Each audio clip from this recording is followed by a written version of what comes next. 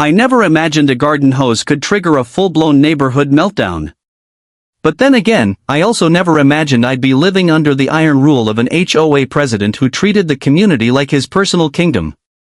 It all started 3 months after my husband and I moved into our dream home. We had saved for nearly a decade, sacrificing vacations, dinners out, and even skipping a few holidays with family just to get here. It wasn't a mansion by any means, but it had a little porch swing, a big oak tree in the front yard, and enough space for our kids to play. It was perfect. At least, it was, until he introduced himself. Gerald Simmons. HOA president for the last 6 years and self-proclaimed keeper of community standards. He rang our doorbell the very first morning after we moved in, clipboard in hand, and with a smile that didn't quite reach his eyes. He welcomed us, shook my hand, then proceeded to tell me the shade of our mailbox flag was non-compliant and needed to be replaced within 48 hours. That should have been my first clue. At first, we played along. We changed the flag. We trimmed our hedges precisely to HOA specs. We even got written permission to plant sunflowers in our backyard. But it didn't take long before the notices started stacking up. A trash bin was visible from the street.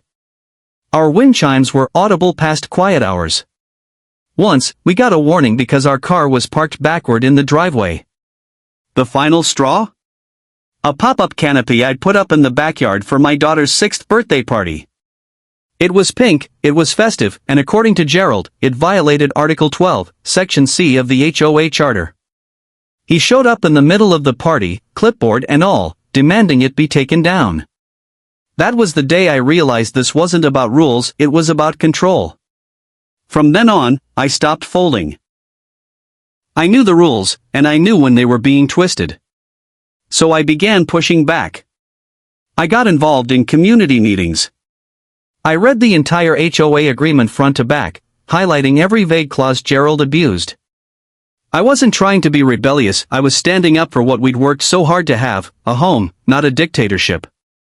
But the real showdown came one quiet Sunday morning. My husband was away for work, and I was home with the kids. We were just finishing breakfast when I heard a loud bang at the front door. Not a knock, a bang. I opened it to find Gerald, flanked by 2 men with lawn care gear, gesturing furiously toward our yard. "I'm conducting a mandatory inspection of all front lawns. You've got invasive crabgrass spreading," he barked. Except that wasn't true. I'd had our lawn treated professionally 2 weeks earlier. When I told him that, he tried to push past me. "I'm not letting you enter," I said, calmly but firmly. "You don't have a warrant. And you don't have the right." His face turned red. Really red. He screamed about bylaws, community interest, and even threatened to fine us $250 a day. I told him to go ahead and file it, I'd be filing a harassment complaint of my own. That's when he said the words that changed everything: "You're obstructing HOA authority. I'm calling the cops." And he did. I'll admit, I was shaken. My hands trembled as I poured juice for the kids. I wasn't sure what would happen. Would they take his side? Would I get in trouble for standing up? 20 minutes later, 2 officers pulled up. One walked with Gerald toward my lawn while the other came to my door. I explained everything, how there was no warrant, no notice, and how this wasn't the first time Gerald had overstepped. He nodded quietly, then walked back to his partner. And then, the laughter started. Not mine. The cops. They were actually laughing.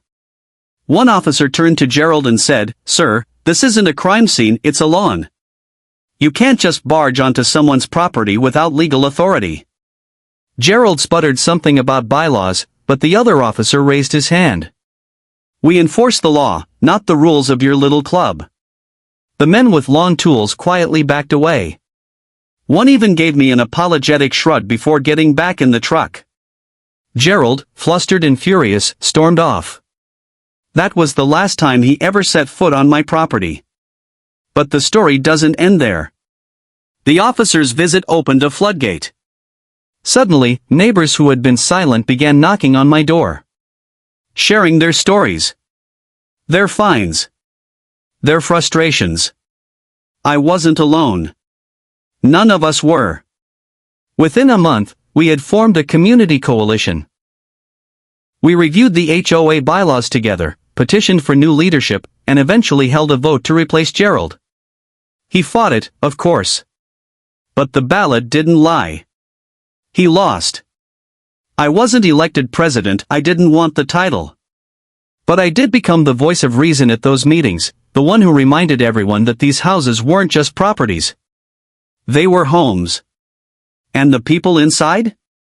They mattered more than paint shades and mailbox flags. Today, my daughter runs barefoot across that same front yard. Our wind chimes still sing. And our pink canopy comes out every birthday without a single knock on the door. What I learned through all of this is simple: sometimes, standing your ground is the most powerful thing you can do. Not just for you, but for everyone watching. Because courage is contagious, and when one person pushes back against the absurd, it gives others permission to do the same. And sometimes, even the cops will laugh with you.